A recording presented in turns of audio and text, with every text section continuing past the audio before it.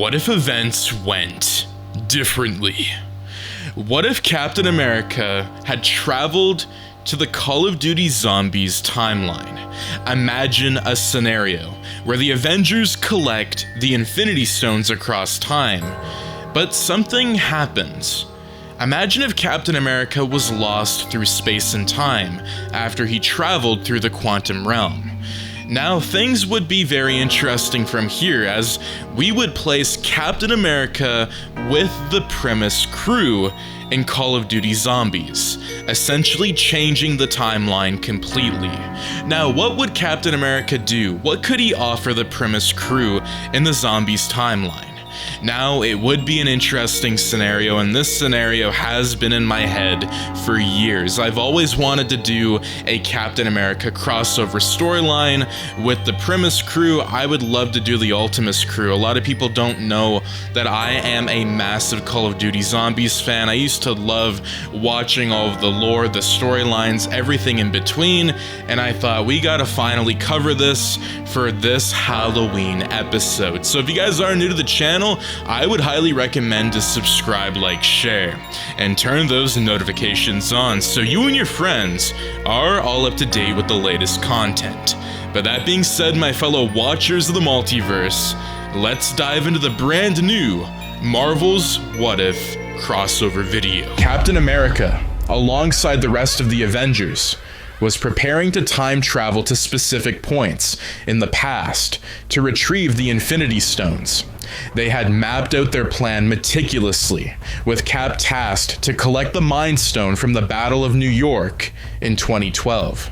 Suited up and ready, he stood with his teammates on the quantum platform, preparing to jump through time to save the universe from its darkest fate. Instead of arriving in the correct timeline, he found himself in a dark, dilapidated theater, surrounded by an eerie stillness.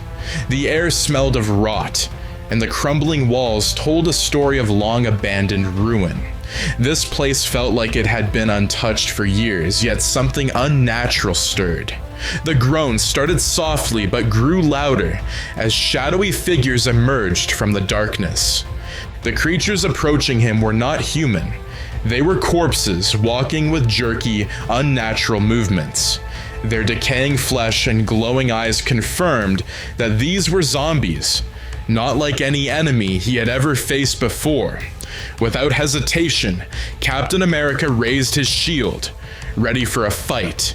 The zombies shuffled toward him, slowly at first, but soon more appeared, their numbers growing. Some lunged at him with terrifying speed, faster than he had anticipated. Using his shield, Cap struck the closest zombies, knocking them to the ground with swift, powerful blows. But they kept coming, relentless in their attack. Each time one fell, more appeared, and soon he found himself fighting for his life. Surrounded by the undead, Captain America's instincts kicked in. He fought through the growing horde, using his shield to defend and attack in equal measure. The shield's hard edges crushed bones and broke limbs as he used it to bash zombies aside. The creatures were unrelenting. While slow, their numbers grew rapidly, and those that moved faster presented a real challenge. Cap threw his shield with precision, taking out several zombies at once, but they still kept coming. As the battle continued, Cap noticed the variety of enemies around him.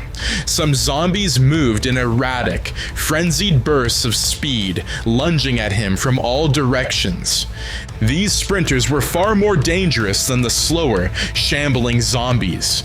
Dodging their sudden attacks required all of Cap's agility, and he had to act fast to keep them from overwhelming him. Among the chaos, Cap spotted mutated zombies crawling on all fours, scuttling across the floor like animals. These crawlers left a toxic gas in their wake when they were killed, forcing him to be cautious and avoid the areas they contaminated. The situation became more precarious by the minute as the waves of undead pressed forward. Despite his skill, Cap found himself backed into a corner. Using his shield, he pushed the zombies back, creating space to maneuver. But the horde was growing larger, and he knew that he couldn't keep this up forever. For every zombie he took down, more rose to take their place. The relentless nature of the undead left him on edge, fighting for survival in this nightmarish world. As Captain America continued fighting, the types of zombies became even more varied and dangerous. He encountered hellhounds, fiery, undead dogs that moved with terrifying speed. These creatures exploded on impact, forcing Cap to use his shield not just as a weapon, but as a means of protection from their deadly blasts. The hellhounds were faster than anything he had faced so far, and their explosive nature made them a constant threat. Then, from the shadows, a Panzer Soldat appeared, an enormous armored zombie with heavy weaponry. This hulking figure moved like a tank, seemingly impervious to most attacks. Cap had to focus all his efforts on dodging its flamethrower and trying to find weak points in its armor. Each time he hit it with his shield, the Panzer Soldat seemed to slow down, but it wasn't enough to stop it entirely. The variety of zombies continued to surprise and challenge Cap. The Brutus, a massive, heavily armored zombie, required precision and force to take down. It charged relentlessly, swinging heavy chains that could crush anything in their path. With each new wave of undead, Cap realized that this world's dangers were far beyond anything he had faced in his battles with Hydra, or even Thanos' armies. With his combat training and resourcefulness, Cap managed to stay ahead of the horde. Using the environment to his advantage, he climbed to higher ground, using his shield to clear paths and knock enemies aside. But the zombie attacks were relentless, and despite his best efforts, Cap was beginning to tire. He knew he couldn't fight this battle alone for much longer. Just when Captain America seemed on the verge of being overwhelmed, a sudden barrage of gunfire cut through the noise of the groaning zombies. The tide of undead began to fall as precision fire and advanced weapons cut down the approaching horde. A group of heavily armed fighters appeared, moving through the battlefield with deadly efficiency. They were clearly veterans of this war against the undead. The Primis crew, Dempsey, Richtofen, Nikolai, and Takeo, entered the fray with their high-tech weapons and years of experience. Together they quickly cleared the room, using their powerful wonder weapons to eliminate the zombies in bursts of energy. While Cap had fought valiantly on his own, the sheer firepower and expertise of the Primis crew turned the tide in a matter of minutes. With the immediate threat neutralized, the Primis crew assessed the situation. They recognized Captain America as a valuable ally, but they also understood that he had no idea where he was or what he was up against. They quickly explained the situation. This world was overrun by zombies, the result of element 115, a mysterious substance with the power to reanimate the dead. The true enemy behind the chaos, however, was a far more dangerous force, cosmic beings known as the Apothicons. The Primis crew had been fighting these undead and the Apothicons for what felt like an eternity, and now, with Captain America on their side, they saw a glimmer of hope. Cap, always ready to face new challenges, joined forces with the crew, knowing that the fight ahead would push him to his limits. Together, they formed a plan to not only survive the zombie onslaught, but to take the fight to the Apothicons themselves. As they prepared for battle, Cap's shield became essential. While the Primis crew used their powerful weapons, Cap's ability to protect them with his shield and take out groups of zombies with a single throw proved invaluable. The teamwork between Cap and the Primis crew made them an unstoppable force. Richtofen, the scientific genius of the crew, saw potential in Cap's shield. While it was already an impressive weapon capable of taking down zombies with precision, it lacked the sheer power needed to handle the more formidable foes like the Panzer Soldat or Brutus. That's when Richtofen mentioned the Pack-a-Punch machine. The Pack-a-Punch machine was a piece of advanced technology, created through the experiments involving element 115. It had the ability to upgrade any weapon, transforming it into a far more powerful version of itself. The crew had used the machine countless times to upgrade their weapons, giving them the firepower needed to face the increasingly deadly zombie hordes. Richtofen suggested using the Pack-a-Punch machine to enhance Cap's shield. The idea was simple. By infusing the shield with the energy of element 115, it could become a more powerful weapon, capable of not just blocking attacks but also unleashing devastating energy, blasts. Curious about this new technology, Cap agreed to give it a try. The Primis crew led him to the Pack-a-Punch machine, hidden deep within the ruins of an old Group 935 facility. As Cap placed his shield into the machine, the Pack-a-Punch whirred to life, its mechanical arms humming as they worked to infuse the shield with the power of element 115. When the process was complete, Cap retrieved his shield. It looked the same, but he could feel the difference. An energy now pulsed through it, and the edges glowed faintly with a blue light. The shield had been transformed into something far more powerful. Eager to test out his newly upgraded shield, Cap didn't have to wait long. Almost immediately after leaving the facility, the group was ambushed by a large horde of zombies, including some of the more dangerous enemies like hellhounds and sprinters. Cap threw his shield into the midst of the horde, and as it cut through the air, it unleashed a powerful energy pulse, knocking down rows of zombies in a single strike. The shield now had several new abilities. It could absorb incoming energy attacks, whether from the zombies or the apothecons, and reflect them back at enemies, making it not only a defensive tool, but also an offensive powerhouse. Additionally, when Cap slammed the shield into the ground, it released a shockwave that disintegrated zombies within a certain radius. The next several days were filled with relentless battles. Captain America and the Primis crew faced off against wave after wave of zombies, each round becoming more intense. Throughout these battles, Cap grew closer to the team.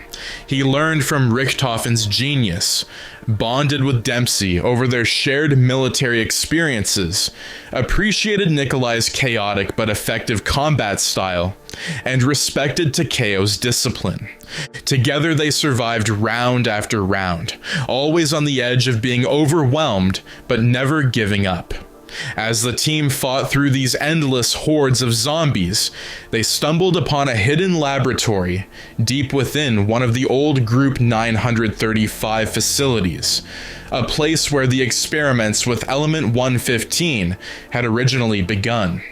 Inside, they found a young woman, Samantha Maxis. Her presence startled the team. She had once been the controller of the zombies and had a deep connection to the ether, but now she appeared vulnerable and frightened. Samantha explained that she had been trapped in the ether for years, manipulated by the apothecons to control the zombie hordes. The ether's dark power had corrupted her, but after witnessing the destruction and suffering caused by the apothecons, Samantha had changed. She no longer wanted to be part of their plans. During her time in the ether, Samantha had seen countless realities fall to the apothecons.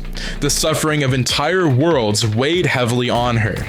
She realized that the only way to stop the apothecons and end the zombie plague was to sever her connection to the ether completely.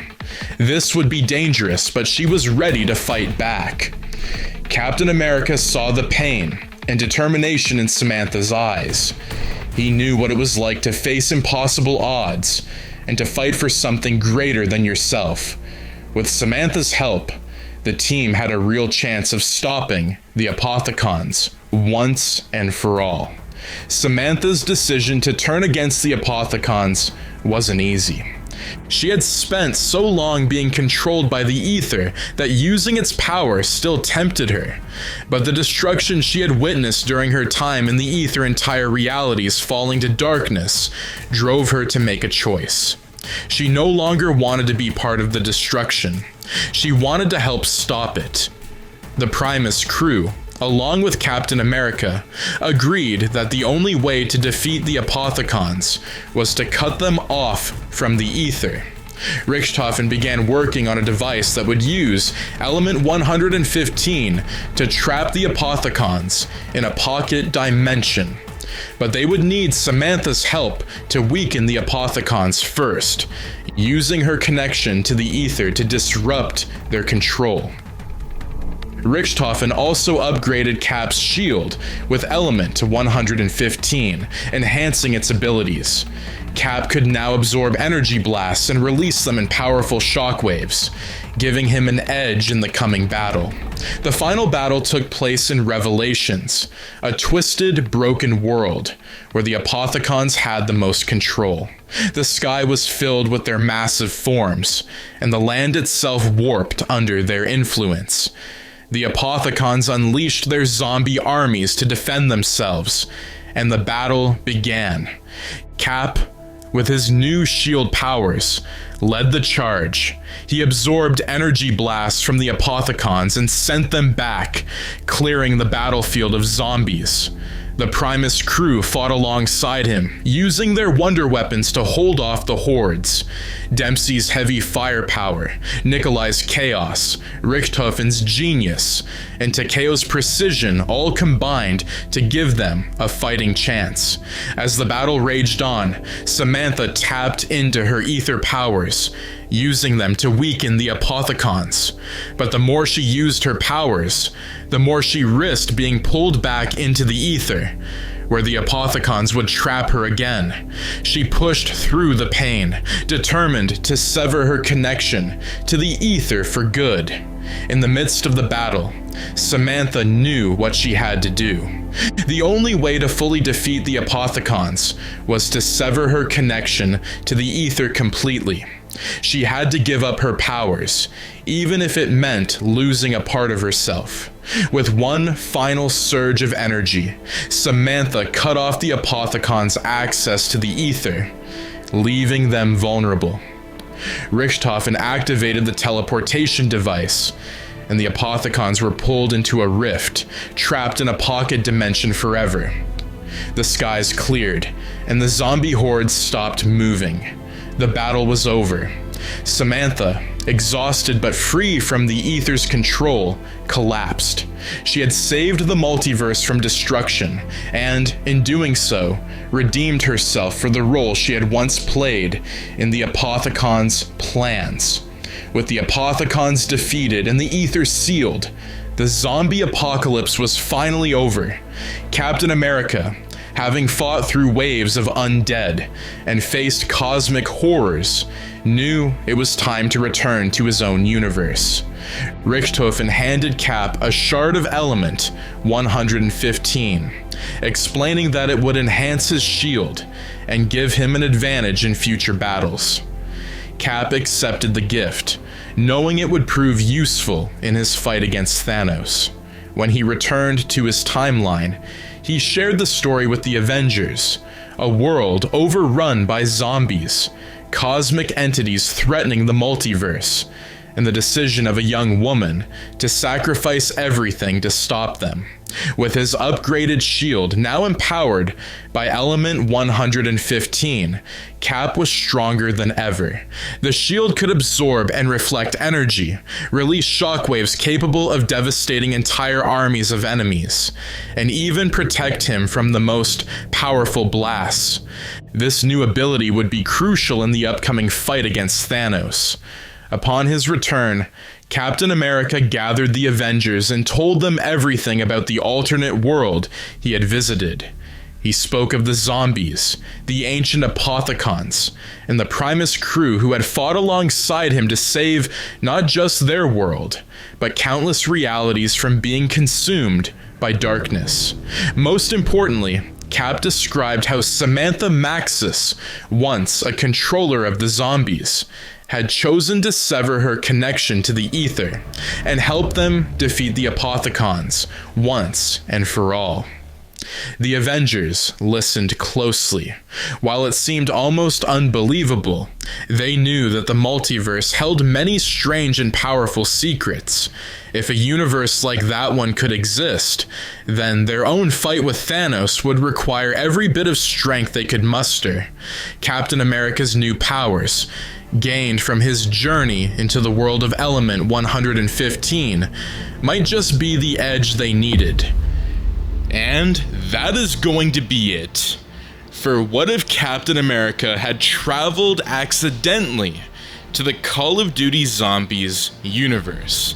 Now, what did you guys think of the storyline? And if you guys are new to the channel, I would highly recommend that you guys check out the Patreon as well as the Substack. There's so many different perks that you guys can get on both different websites. There's something for everybody, whether it's a t-shirt, whether it's looking at the scripts that we write here on the channel, or if that's just getting some artwork. There's so many different things that you guys can get on the MissedThePart Patreon as well as the Substack. But again, would you guys like to see more Call of Duty Zombie crossover videos, or even just what ifs in general? I'm completely down for it. There's almost too much lore to get everything right. Like, there's so many timeline shifts, there's so many timelines. Like, you could look at that whole map and try and think of, what to do. I'm sure that there could possibly be a couple mistakes, but it's nice to go in certain storylines and really just tweak and pick out what I want to do. And that's personally what I tried to do with this storyline. Again, it would have been really interesting. Like, imagine Captain America pack-a-punching a shield. Like, that would be freaking crazy. But again, thank you guys so much for tuning in to this Halloween special, and I will see you in the next What If episode. Take care and have a wonderful day. Peace out.